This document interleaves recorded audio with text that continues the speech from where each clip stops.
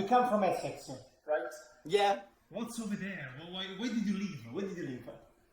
Well, I'm from Essex, and whenever I speak to anyone from England, they're like, yeah, you are Essex through and through. There's like a reality show called The Only Way is Essex or Towie, and everyone's like, you literally could be on that show, like the way you speak, the way you present yourself, and I'm like, yeah, I'm definitely from Essex. Well, yeah, I now live in... What's a stereotype about Essex, an Essex person? I don't know, why would you fit that? Yeah. I think it's like just being very like over the top, over dramatic, like literally just being like, oh, shut up, like. But I feel like it's also like, in my experience, Essex people like wear their heart on their sleeve. Like you can tell if like an Essex person. Do you do is this as well? Like, Be sincere. Yeah, like. I work with kids, so I love that. Guys. So I need to ask her, what kind of content do you create with the toys? Do you play with the toys? Like, oh, I'm gonna kill you.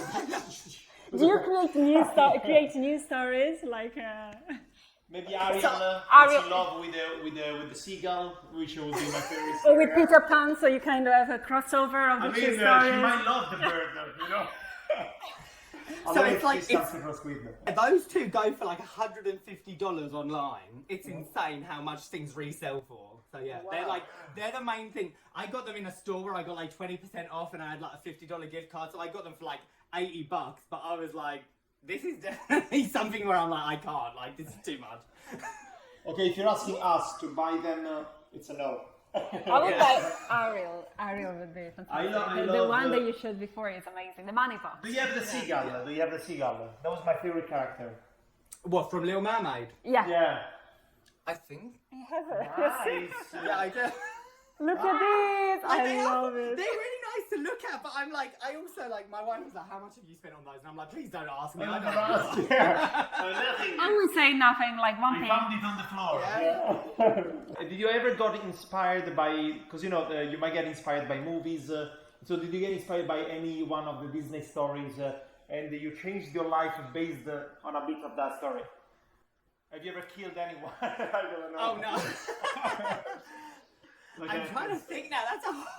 Have you ever stolen the voice of someone? I don't know. And I'd say like my main thing that I just think like inspires me is like, it's just the overall theme where you have things like The Little Mermaid, or you have like even The Lion King, where it's always someone that feels like they're in a place where they're not able where they get to achieve their betrayed. best. Where they get betrayed by their uncle.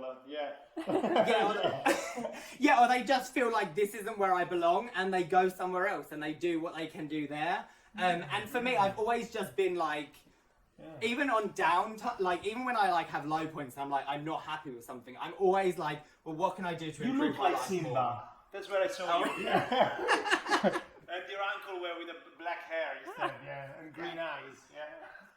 But yeah, I very much like, with like things like The Lion King, it's that whole concept of like the circle of life and everything happens for a reason. I feel like, because like with me, like it's really weird, but even when I was first started teaching and I was told like, you're not allowed social media, I kind of like grieved the loss of the potential opportunity of ever being able to do this. Yeah. Because I was like, well, that's a dream of mine that I have to now like put away because I can't do both.